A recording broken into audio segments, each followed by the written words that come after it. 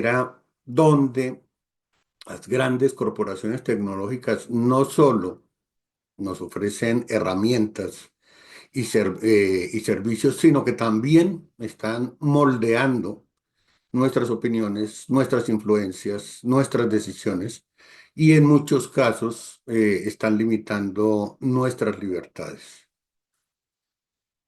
Esas entidades de las que hablamos, esas corporaciones, son más poderosas que muchos gobiernos y el grado de influencia que tienen en la actualidad llega a todos los rincones de nuestra existencia y en esos espacios donde creemos que no, también están. Y en ese ámbito, pues tenemos que preguntarnos entonces, para la actualidad, ¿qué significa eso dentro de un discurso de la democracia? Tenemos que preguntarnos cómo afecta que, que unas pocas empresas controlen el flujo de información, las plataformas donde nos expresamos y los espacios donde estamos aprendiendo. Y sobre todo, preguntarnos si es posible que podamos hacer algo al respecto, si es un problema para algunos. Y por supuesto, no hay soluciones mágicas.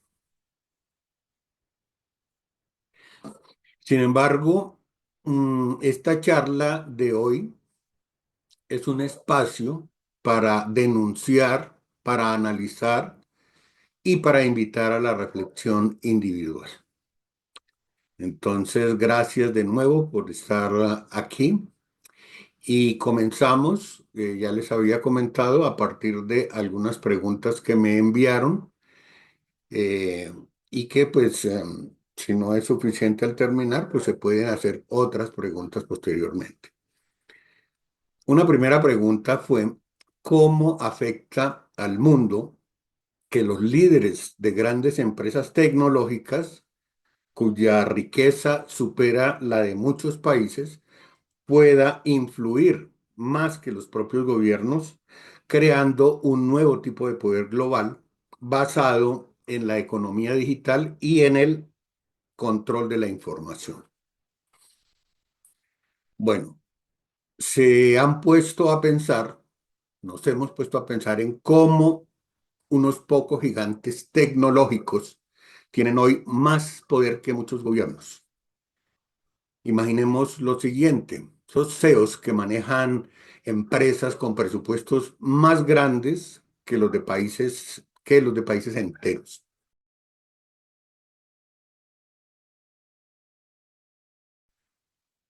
¿Y qué hacen con ese poder? Influyen en las decisiones que afectan nuestras vidas diarias. Influyen lo vemos en redes sociales todos los días, pero pueden influir en la decisión que toma la gente sobre por quién van a votar. Y, por supuesto, sobre lo que es o no es correcto y pensar en las relaciones sobre determinados temas. Entonces ya no se trata solo, no se trataría solo de empresas que ofrecen servicios, sino que se trataría de actores globales que controlan la economía digital y la información. Y lo más preocupante es que muchas veces ni siquiera tienen que rendirle cuentas a nadie. Y entonces de ahí surge la pregunta, ¿cómo enfrentamos un poder tan inmenso cuando ni siquiera los gobiernos parece poder que le puedan poner límites a ese poder que tienen ellos? Esa es la pregunta que nos estamos haciendo hoy en día. Vamos a charlar entonces sobre esto, explorar ejemplos y sobre todo vamos a pensar si habría alguna forma de equilibrar la balanza. Un ejemplo que todos vivimos recientemente fue la posesión del cargo de presidente por segunda ocasión de Donald Trump, rodeado por Elon Musk, por Jeff Bezos, por Mark Zuckerberg y por Sundar Pichai. los más destacados, porque en realidad la mayoría de esas personas, todos son millonarios, empezando por el presidente. Lo que pasa es que el presidente es pobre al lado de esos otros tipos, de esos otros magnates. Pero la fortuna, por ejemplo, de Donald Trump dicen que ese es de más de 6.000 millones de dólares. Y sin embargo, él es pobre en comparación con los otros. Entonces, esto no fue solo una reunión de multimillonarios, es una representación de un nuevo orden mundial donde los estados digitales dominan las economías, la economía, la información y, y en general la influencia global. Entonces, en ese ámbito me hacen la pregunta referida a las empresas en particular. ¿Cómo cambia el mundo? ¿Cómo cambia el mundo el hecho de que empresas como Tesla, Amazon, Meta y Google, con un valor de mercado que las convierte en la tercera economía más grande del planeta, tengan tanto poder económico que puedan influir en las decisiones globales muy por encima de muchos países? Es la pregunta. Bueno, imagínense esto. Si juntamos a empresas como Tesla, Amazon, Meta y Google, su valor de mercado las pondría como la tercera economía más grande del mundo. La tercera economía. Es decir, que solamente Estados Unidos y China podrían superarlo como país en ámbitos de la economía que maneja. Y por supuesto, eso lo hace una economía más grande que la de muchísimos países, la de la mayoría de los países del mundo. ¿Qué significa entonces eso para nosotros? En concreto, lo que significa es que su poder económico es tan enorme, es tan enorme, que aunque no son gobiernos, pueden influir en decisiones globales mucho más que muchos países. Pueden moldear políticas, pueden presionar a legisladores y por supuesto que sí pueden definir hacia dónde va el mundo digital. Es como si tuviéramos nuevos estados digitales, pero estados que no fueron elegidos por nadie, pero que en cambio toman decisiones que afectan la vida diaria de todo el mundo. Cuando decimos de todo el mundo, no es una metáfora, de todo el mundo.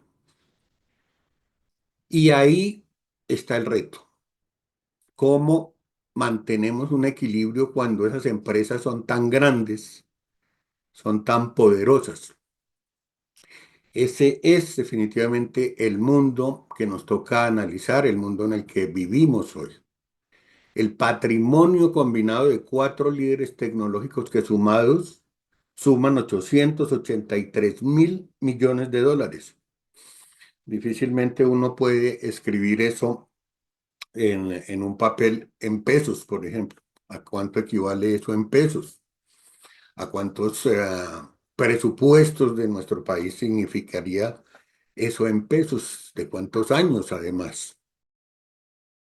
Para que entendamos entonces el alcance de esa riqueza, porque así como lo menciono, quizás solamente es un número, esa suma de cuatro personas que la tienen solamente, está en esas cuatro personas que vimos en la posesión de Donald Trump, es mayor que el Producto Interno Bruto de países como Arabia Saudita o como Polonia o como Argentina. Es una suma que supera ampliamente la suma de la economía de países como Colombia, Chile y Nueva York, perdón, y Nueva Zelanda, todas juntas. Imaginemos entonces a cuatro personas acumulando más dinero que toda la producción anual de bienes y servicios de 150 países.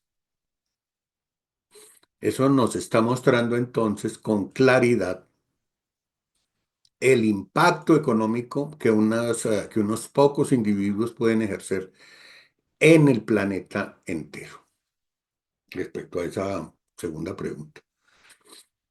Una tercera pregunta dice, ¿cómo afecta al mundo que las grandes empresas tecnológicas con más usuarios que cualquier país le den a sus líderes un poder tan grande que puedan influir en la economía, la cultura y la información global?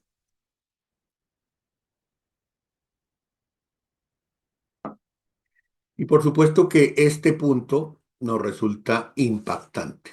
Una sola pregunta. Las grandes empresas tecnológicas no solo manejan millones de dólares, sino que en este momento están manejando millones de vidas. ¿Cuántos usuarios tiene Facebook, Instagram o Google? ¿Quién de nosotros puede salir a la calle sin un celular? ¿Cuánto tiempo le dedicamos al celular? Y todo el tiempo que nosotros le dedicamos a estos sistemas, ellos están compilando información. Y ya en el desarrollo de esta charla veremos para qué es que desarrollan esa información. Entonces, manejan, por supuesto, capitales e influyen en personas más, con mucha mayor cantidad de lo que tienen algunos países. Eso es lo que les da un poder que va, por supuesto, mucho más allá de lo económico. Bueno, esos personajes entonces pueden influir en lo que pensamos, en lo que creemos y hasta en cómo nos sentimos, ¿cierto? A partir de lo que de lo que estamos diciendo. O sea, estamos alienados en el TikTok, estamos alienados en el Facebook con nuestros celulares y nos están botando constantemente cosas y están influyendo todo el tiempo en lo que pensamos, en lo que creemos, en lo que sentimos. La cultura global entonces se moldea a golpe de eso, a golpe de tendencias en TikTok o de lo que Google decide, puede decidir que es relevante que nosotros conozcamos. Miren ustedes y pregúntenle a cualquiera cómo se vive en Corea del Norte. Todo el mundo tiene una opinión de Corea del Norte. Ninguna de esas personas conoce Corea del Norte. Lo único que conoce son los videos que han visto sobre el tema. No conocemos absolutamente nada más. Y así como sucede con eso de Corea del Norte, sucede con cualquier cantidad de cosas. No las conocemos. Conocemos lo que nos dicen ellos en particular, lo que dejan decir además. Pensemos, por ejemplo, en la economía. Imaginemos que Amazon cambia sus reglas para pequeños vendedores, para los que conocen cómo funciona Amazon. Basta con una pequeña modificación que haga Amazon, en este caso el señor Bezos, para que miles de negocios quiebren al instante, de un momento a otro. Y por supuesto, si controlan la información, controlan las decisiones. Al final, si un CEO en Silicon Valley decide algo, el impacto puede ser mayor que el de muchos presidentes. Pero además, esos mismos presidentes están doblegados por esas mismas plataformas y esos medios digitales. Pensemos, por ejemplo, en la dependencia de Twitter o X, como se llama hoy, de los presidentes actuales en todo Occidente. Donald Trump, Petro, Milei, todos están pegados al celular. Gente que dice que cuántos mensajes votan ellos en un día. Pero además, esos mismos presidentes son manipulados a través de esos mismos medios. Sin ir más lejos, un caso grave que alguno de ustedes conocerá, un caso grave que ocurre en Argentina, ocurrió en Argentina. El presidente Milei propone el respaldo a una moneda digital recién lanzada que se llama Libra. Inmediatamente, en menos de 4 horas, más de 50.000 personas compran la moneda que dispara el precio hasta el techo. Lo dispara en menos de 4 horas, de 0 a 8.000 en un momentico. Entonces se multiplica el valor de 1 a 8.000 y 5 horas después Milei sale a decir que no tiene nada que ver con esa moneda digital. Tan pronto él dice eso, inmediatamente el precio se desploma a cero. Y en menos de 5 horas, 50.000 argentinos han sido estafados en millones. Entonces pensemos en un poder enorme que pone en jaque no solo a los gobiernos, sino también a la democracia misma, a lo que le llamemos democracia. Esto no es solo tecnología, es el nuevo tablero global donde se está jugando el futuro. Entonces, para que tengamos claro esa parte. Hay una cuarta pregunta que me enviaron ustedes.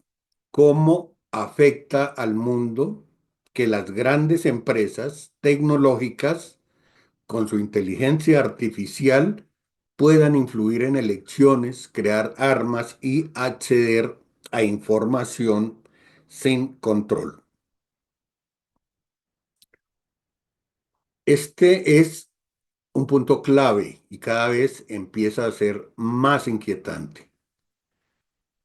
Las grandes empresas tecnológicas, con sus avances en inteligencia artificial, no solo procesan datos, también moldean decisiones determinantes. ¿Y cómo afecta eso al mundo? Pensemos en las elecciones. Los algoritmos pueden influir en lo que vemos, en qué noticias aparecen, en las páginas que frecuentamos.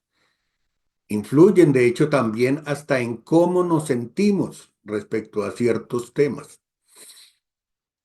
Entonces, ya hemos visto casos donde las redes sociales han jugado un papel importantísimo en campañas políticas, a veces manipulando emociones, a veces difundiendo información sesgada y de hecho en eso que llaman la posverdad, haciendo eco de cuanta noticia les parece de manera acomodada de acuerdo a sus intereses. Además, está la inteligencia artificial. La inteligencia artificial que se está usando en este momento para crear armas inteligentes, para crear ciberataques y ciberataques que no siempre están bajo el control gubernamental. Si uno supone que el control gubernamental le da una cierta característica de legitimidad. Es como si dejáramos que un par de empresas privadas manejaran algo tan delicado como la seguridad global. Y no olvidemos la información. Estas empresas saben tanto, pero tanto de nosotros, que literalmente nos tienen en sus manos. Hay una aplicación, y alguno de ustedes debe haberla visto en su celular, que le dice en qué lugares ha estado usted, a qué hora, en qué día, todo el tiempo. Lo que dicen que esto no es grabado, recuerdan por ejemplo lo que aparece en WhatsApp, que dicen que esto tiene seguridad de extremo a extremo. Ustedes habrán visto juicios donde aparecen justamente conversaciones de WhatsApp que demuestran que no es cierto, que demuestran que sí tienen acceso a esas conversaciones. Y por supuesto a nuestros correos. toda la información. O sea, uno no calcula bien, pero, por ejemplo, si ellos quisieran, sabrían esta misma conversación que tenemos hoy acá, la podrían interceptar sin ninguna dificultad y llegar aquí donde yo vivo exactamente. Porque esto está siendo arrojado a través de una IP y esa IP corresponde a este lugar en donde yo vivo. ¿Sí? Y ahí está mi video, que está mostrando que efectivamente soy yo y estoy diciendo lo que estoy diciendo y que aquí están las personas que están asistiendo. O sea, absolutamente todo. Y ustedes que se conectaron también. O sea, ¿dónde está cada uno de ustedes también? ¿Y quiénes son cada uno de ustedes, además? Entonces ellos controlan desde nuestros gustos hasta nuestras conversaciones privadas. Bien, ¿quién regula eso? ¿Quién impide que usen esa información en su propio beneficio? ¿Quién se los impide a ellos? Estamos hablando entonces de un poder que antes solo tenían los estados y ahora lo tienen empresas con un objetivo principal al final del día que tienen. Creo que para todos nosotros es claro, su objetivo es la ganancia, generar ganancias para ellos, para acrecentar aún más su fortuna, para tener más poder político, más poder social, más poder económico. Entonces eso redefine el equilibrio global y plantea preguntas urgentes sobre la privacidad, sobre la ética, sobre la seguridad. Y en todo caso, lo más preocupante es que muchos gobiernos todavía están intentando ponerse al día, mientras que esas empresas ya van 10 pasos adelante. ¿Cómo amenaza, dice la pregunta, cómo amenaza la democracia que las grandes empresas tecnológicas con más poder que muchos gobiernos puedan tomar decisiones que antes solo correspondían a los estados, poniendo en riesgo la soberanía y los derechos de las personas? Bien, la amenaza que representan las grandes empresas tecnológicas para la democracia radica en su capacidad para influir en aspectos esenciales de la vida pública, que eran tradicionalmente regulados por los estados. Es un fenómeno que plantea riesgos a la soberanía estatal, a los derechos individuales y, por supuesto, al equilibrio de los poderes. Primero, esas empresas controlan infraestructuras digitales críticas, controlan redes sociales, motores de búsqueda, servicios en la nube.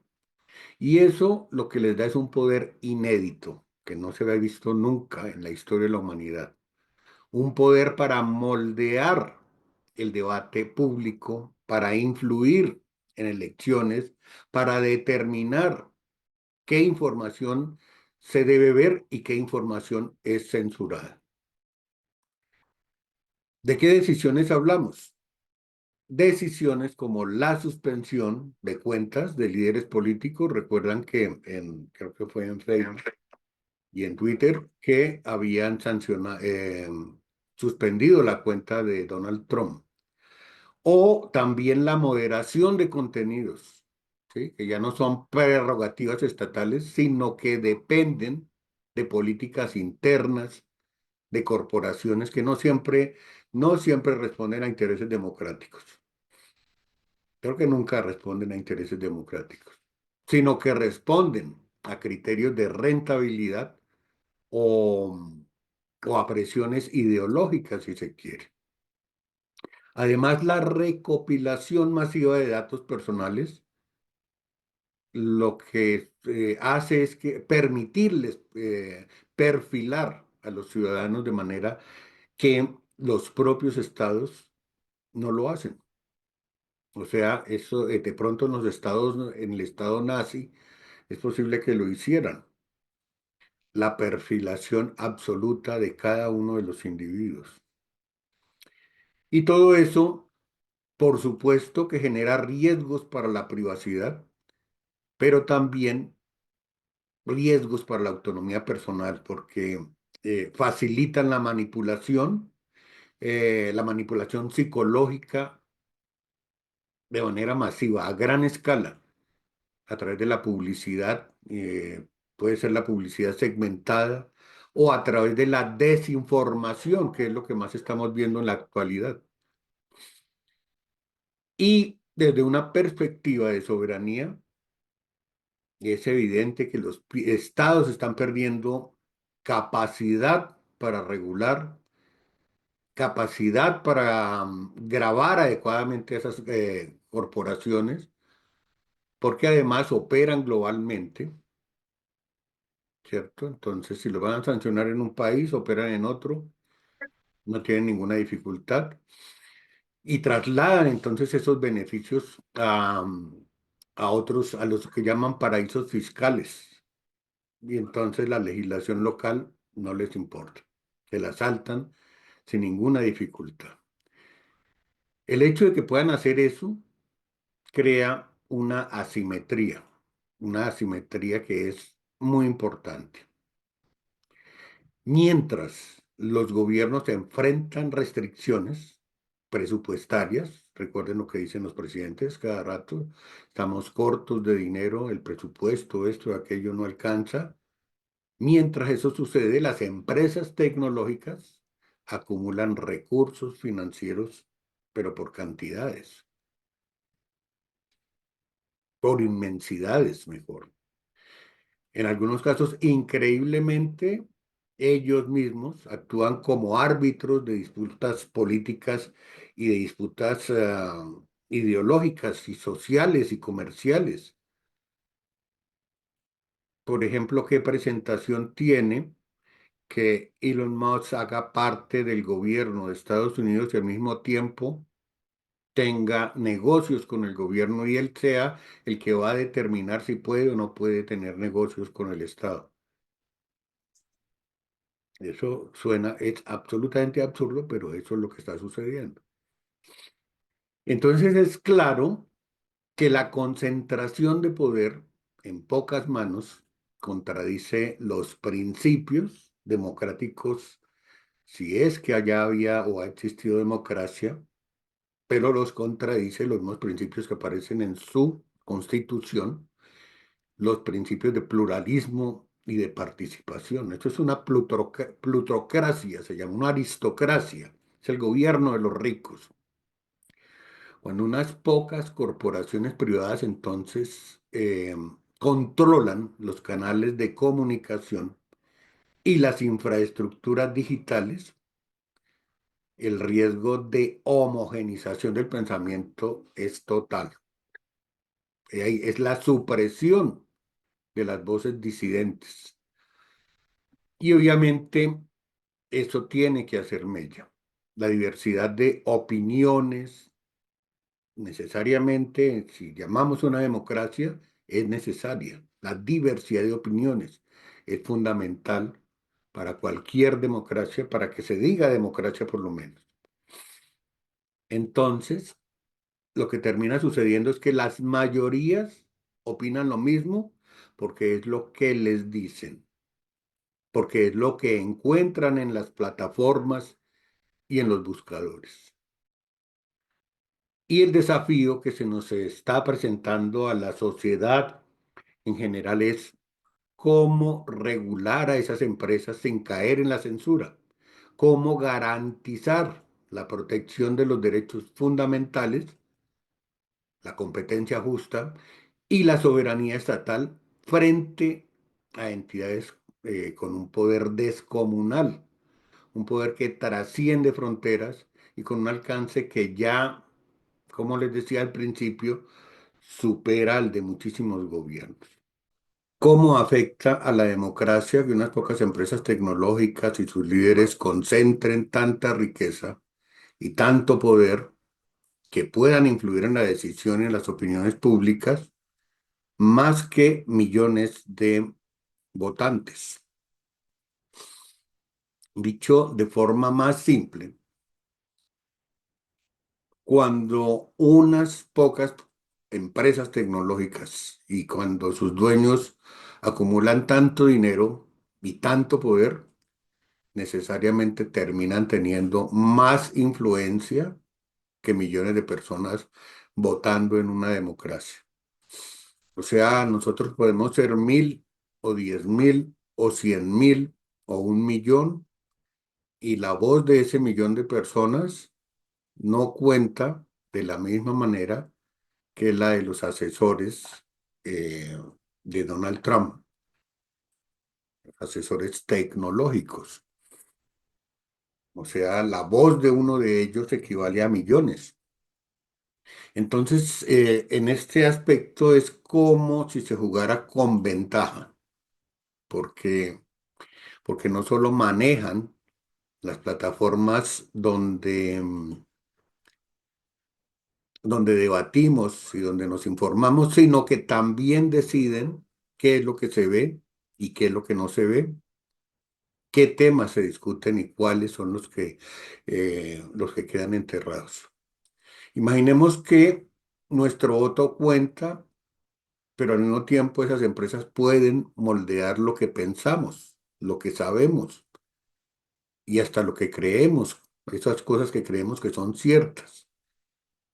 Cuando les hablaba de somos 1.000, 10.000, 100.000, 1.000.000, 10 millones de personas, pero es que esos 10 millones de personas no estamos diciendo algo distinto a lo que dice el asesor del presidente, porque nuestro medio para informarnos del tema es la plataforma que ese sujeto maneja.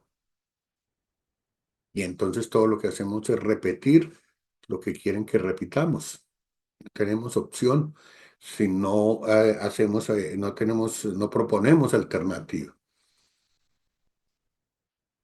Con toda esa cantidad de dinero, estos personajes pueden presionar a los gobiernos de cualquier país, de cualquier parte del mundo, pueden financiar campañas, pueden bloquear leyes, las leyes que no les convienen las bloquean, hacen que se legislen leyes que sí les conviene. Entonces, aunque vivamos en democracias, pseudodemocracias, donde en teoría la mayoría decide, la realidad es que no, que esos gigantes tecnológicos tienen el poder de inclinar la balanza a su favor cuando les da la gana, cuando lo necesitan. Es un poco como si el árbitro de un partido también fuera dueño de un equipo. ¿Cómo confiar en que el juego es justo? La democracia se trata de que la voz de todos cuente, pero si unos pocos controlan la cancha, el marcador, controlan las reglas, ¿qué tan libres son realmente nuestras elecciones?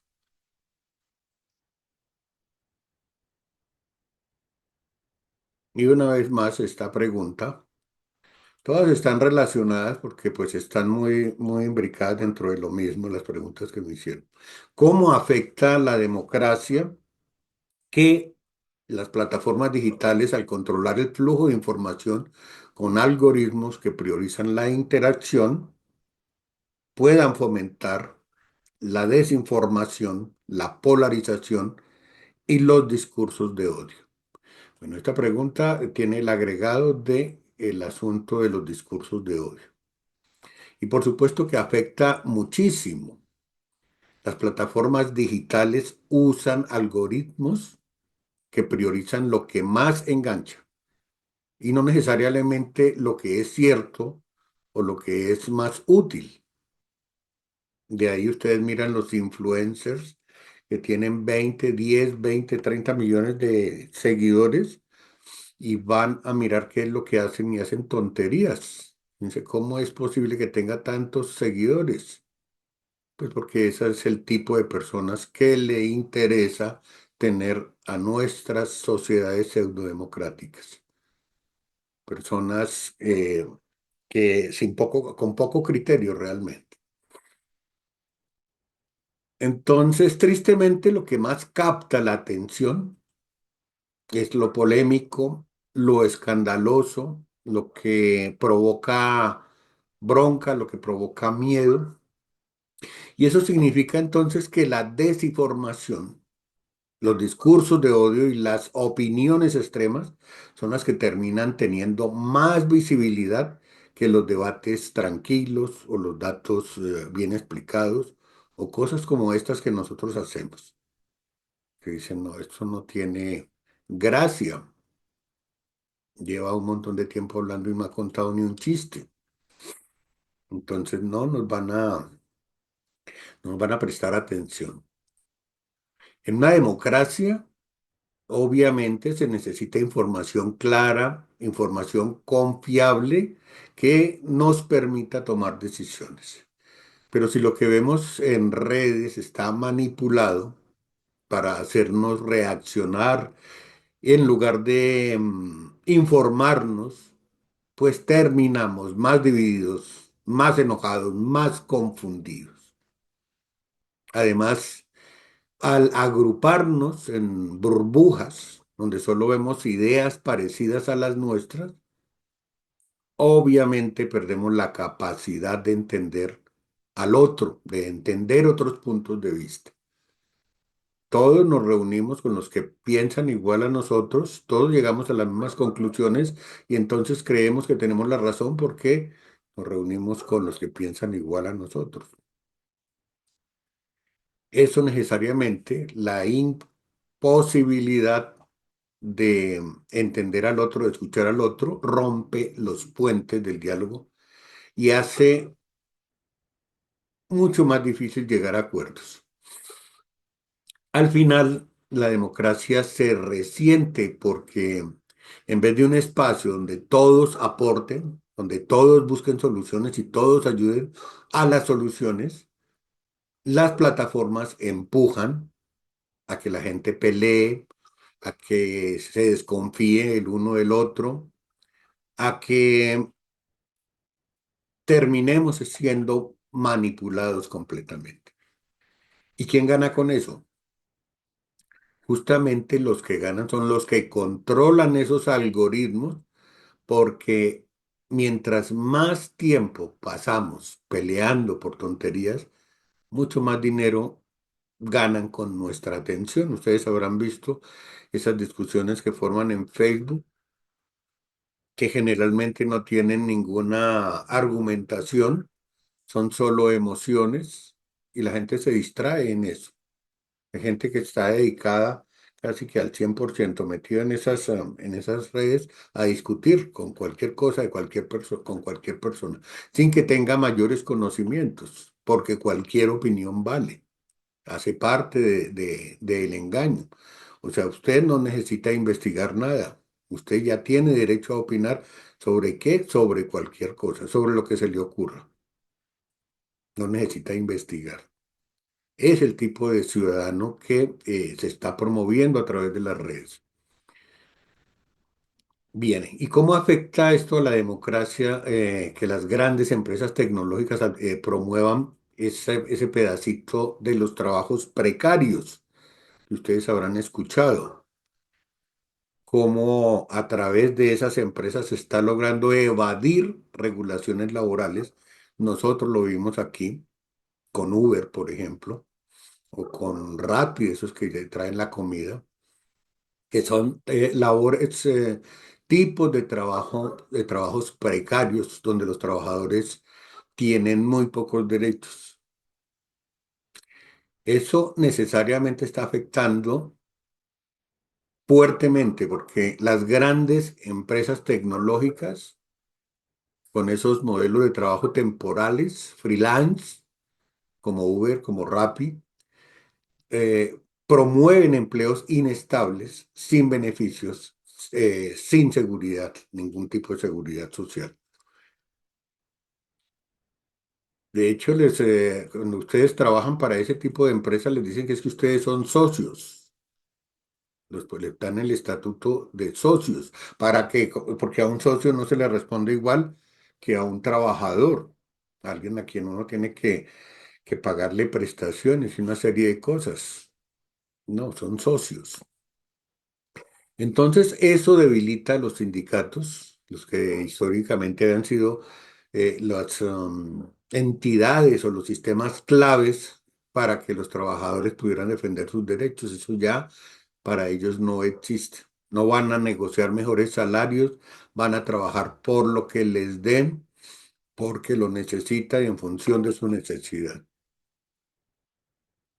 Cuando la mayoría de los trabajos entonces se están dando en empleos precarios, porque la gente tiene miedo a perderlos porque los necesita, no existe apoyo colectivo.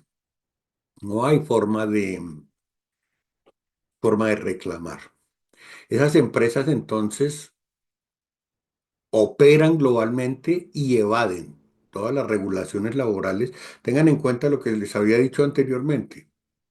Por ejemplo, yo puedo trabajar acá para una empresa norteamericana y finalmente, ¿ante quién voy a apelar yo si, por ejemplo, no me pagan o me pagan la mitad o no me cumplen con lo que me prometieron en, en ese contrato?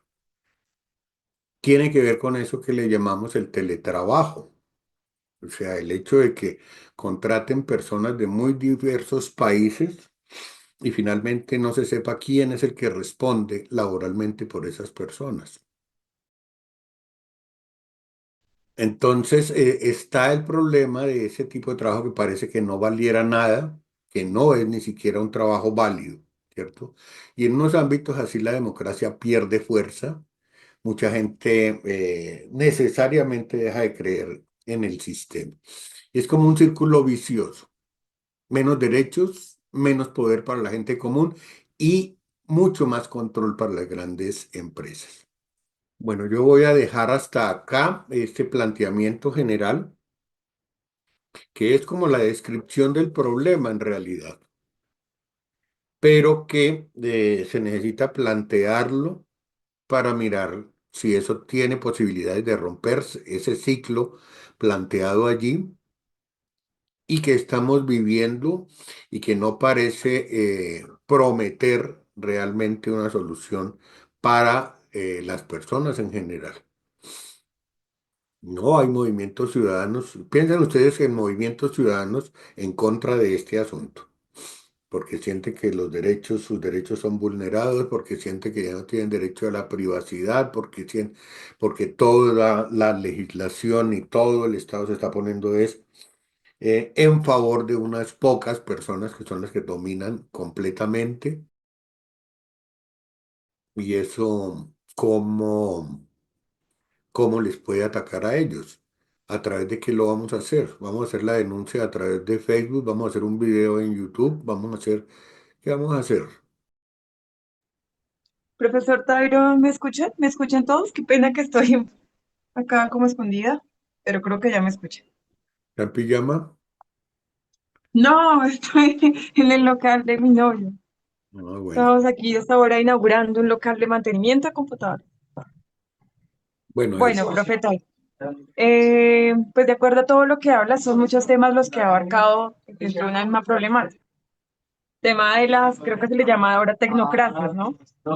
Y todas ellas, pues son metaestados, como los estábamos llamando, se estaba llamando en el folleto, que su naturaleza son transnacionales, es decir, ya pasan de ser tener límites, ya no tienen ningún límite, sino ninguna frontera y pues pueden utilizar cualquier información, pues no tiene nada que las regule.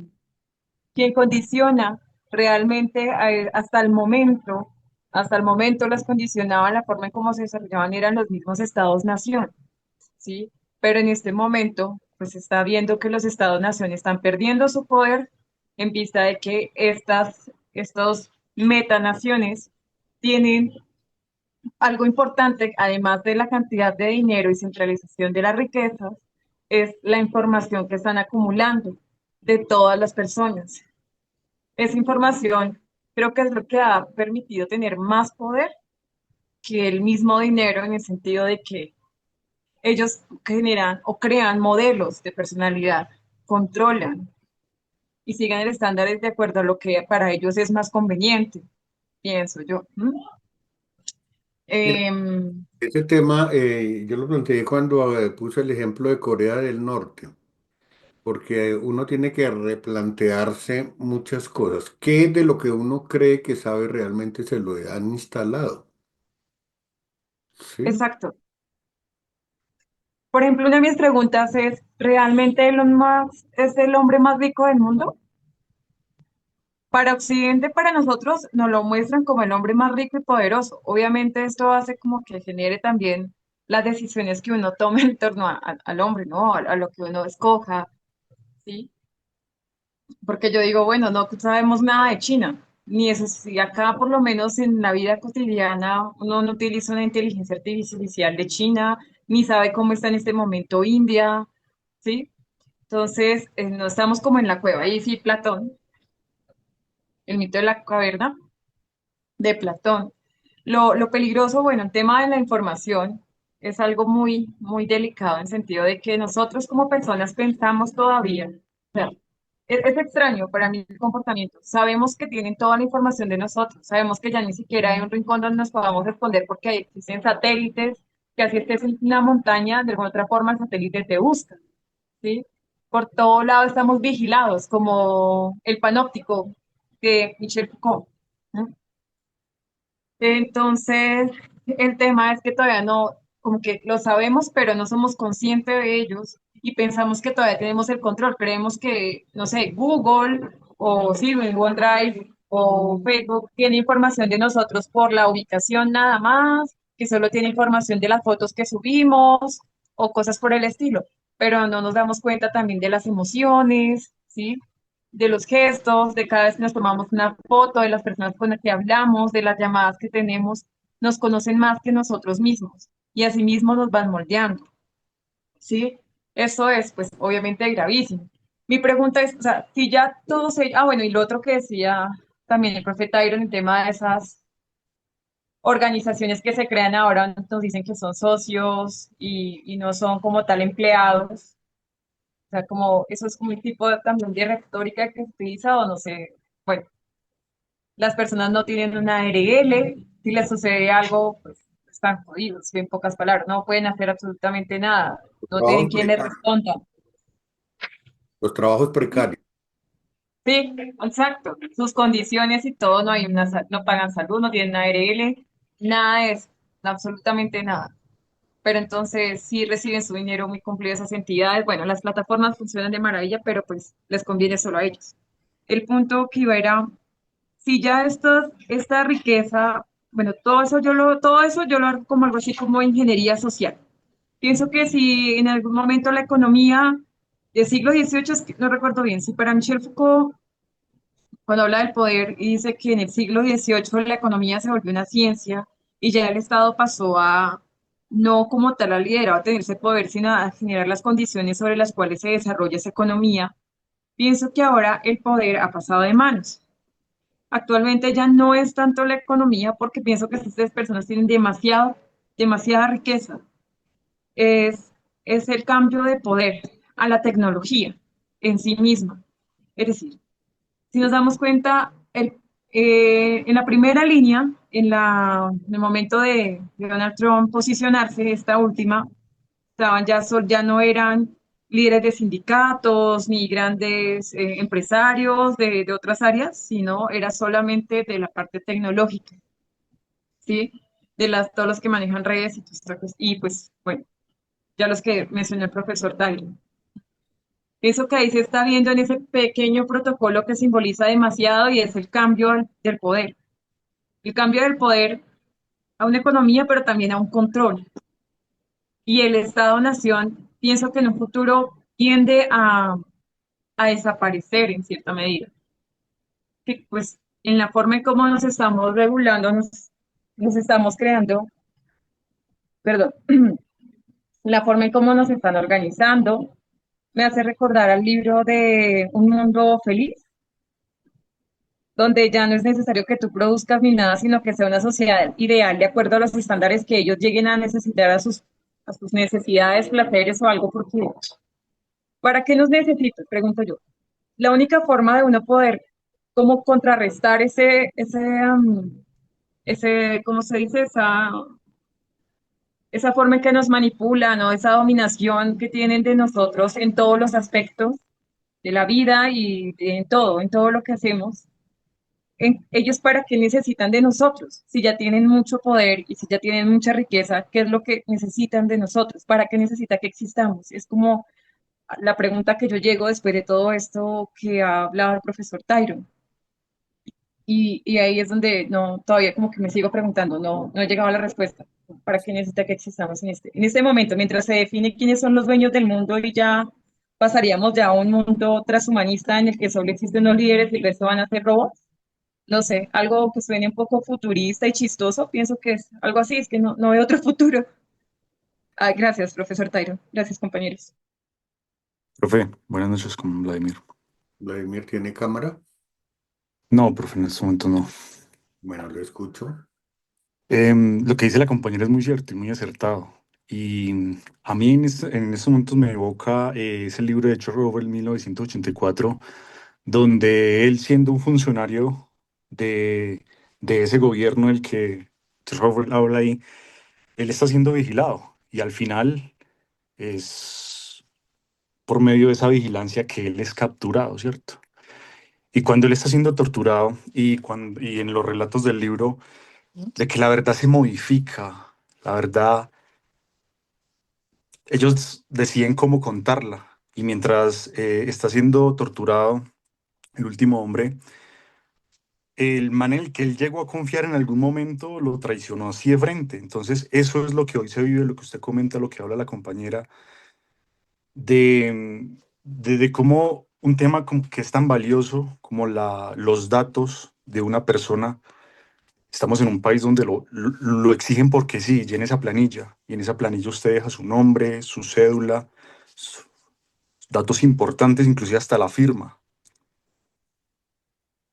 Entonces, muy interesante todo lo que usted comenta y yo creo que sí, eso ya se volvió, es un tema ya como de un tráfico moral, de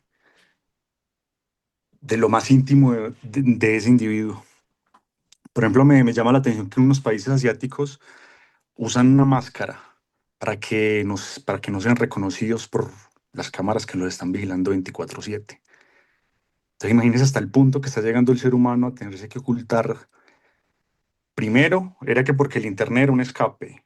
Ahorita es porque la vida real es un escape del Internet y de las redes. ¿Se escucha? Ahí. Sí, señor. Ah, ok, listo, profe.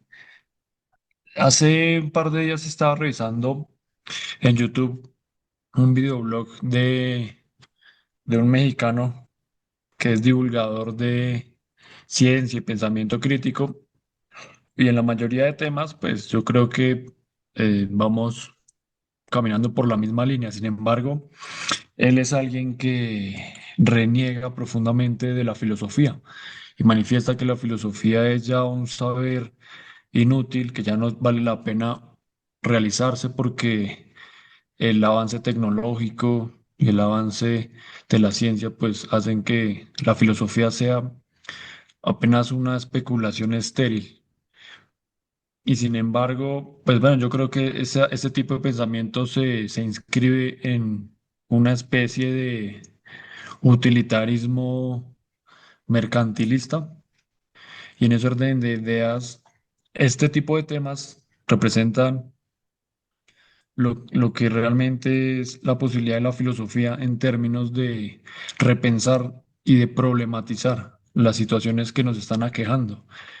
Acá podemos hablar sobre el tema del saber, del poder, pensar a Foucault, podemos mirar lo que el profe estaba exponiendo hace un rato acerca de la información, de la verdad, de la manipulación. Podríamos también hablar apenas estoy nombrando los temas, ¿no? Pero temas súper importantes como la misma democracia. Preguntas que solamente la filosofía, en el terreno de la filosofía política puede plantearse, así como hace un rato hablábamos del valor de la gente y cómo podemos problematizar, ejemplo, ¿será que tiene el mismo valor el voto de todos los ciudadanos? o tendrá en una elección, tendrá la misma posibilidad electoral un reciclador que busca su comida en la basura que un empresario que se deleita con toda clase de banquetes. Entonces, esta y muchas más inquietudes surgen desde mi perspectiva, desde el ejercicio filosófico, y ahí es donde nos podemos nosotros parar fuertemente para, primero, hacer valer y reiterar el valor, la necesidad y la urgencia de la reflexión filosófica y del pensamiento crítico. Y en segundo lugar, pues problematizar estos mismos temas. El caso de un magnate, un tipo superpoderoso como Elon Musk, que se mete a financiar una campaña política y no solo la de Trump, porque él también está apoyando en Europa otra serie de actores políticos y cómo esta influencia y este apoyo que le está brindando representa en cierto sentido un ataque a los valores democráticos. Pero esta conciencia de esas dificultades que se generan cuando el poder supera la ética solamente se pueden vislumbrar cuando hay una mirada crítica que precisamente surge desde la filosofía como un ejercicio o un dispositivo de sospecha. Entonces, yo solo quisiera como enunciar esos tópicos porque yo sé que el tema es mucho más amplio y el tiempo tampoco nos da, pero sí es eso, es resaltar el valor de la filosofía como una herramienta disruptiva y transgresora de esos abusos del poder que estamos viendo y sobre todo del lucro que está parándose o está dañando y está transgrediendo la moral y la ética a nivel global. Muy bien, gracias Jordan. Efectivamente estoy muy de acuerdo con usted. Pienso yo que es la filosofía precisamente la que necesita movilizarse más que nunca aquí y ahora con respecto a esta clase de situación que se está presentando. Piensen ustedes que cuando la gente se organiza para exigir transparencia, para exigir límites claros respecto a un gobierno determinado, difícilmente lo va a hacer para exigir límites claros respecto a la tecnología, porque ni siquiera está consciente de lo que está sucediendo. Entonces no habrá, por lo menos no en lo inmediato, movimientos ciudadanos o ONGs o periodistas que estén resueltos a destapar a las corporaciones, la manera como influyen en las leyes, la manera como generan público, como manipulan la información. Eso no lo van a hacer. Eso solamente lo puede hacer, como bien lo dice Jordan, la filosofía. No es tan fácil que nos presten atención, pero es de alguna manera nuestra obligación. Este asunto de las tecnologías globales es un virus, diría yo, que está en todos los países del mundo en este momento y que están un poco como dentro de la línea de lo que decía Erika, descalificando en últimas al ciudadano porque el ciudadano ya no es pertinente. Decía ella, parece que ya no necesitan ciudadanos, sino nos necesitan. Es lo que quieren que nosotros pensemos, que no nos necesitan. Porque lo que sí necesitan no es ciudadanos, sino consumidores. Lo que necesitan es personas que consuman lo que ellos producen. Y lo que ellos quieren, no importa cuánto dinero tengan, nunca es suficiente. Quieren más. Quieren más. La manera como se construye un multimillonario es con una ambición que no tiene fondo. O sea, eso es muy claro. Ellos no les parece que tienen suficiente. Ante todo, porque no es en particular respecto al dinero, sino a la capacidad de incidir en la forma como manipulan a las personas en distintas partes. O sea, piensen ustedes en una institución pequeña donde apenas, en una panadería si se quiere, y el dueño de la panadería se la quiere montar a los 4 empleados que tiene. Y muchas veces lo que quiere es que le reconozcan que él es el dueño, que él es el importante, que sin ellos Esas 4 personas se pueden morir de hambre, aun cuando no sea cierto, pero quiere que constantemente le estén diciendo, le estén alabando, lo necesita. Digamos que hace parte de su psicopatía, ¿sí? Y dentro de eso necesita poder, pero le gustaría no tener 4 personas, sino 8. Y en el caso de los sujetos de los que estamos hablando, les gustaría tener el doble y el triple del dinero que tienen para influir en la vida de muchas más personas del mundo entero, si es necesario, y de dominar cada uno de los movimientos que tiene una persona, cada uno de los movimientos. Ahora que hablaban de, creo que fue Vladimir que hablaba de un país en donde se tapan la cara con frecuencia, creo que es en Corea del Sur.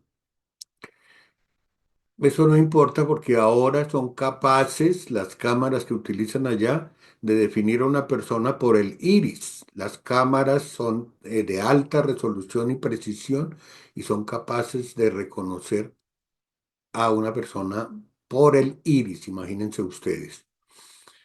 Entonces, sí, esto es un trabajo que nos queda, nos toca desarrollar de manera individual, ¿cierto?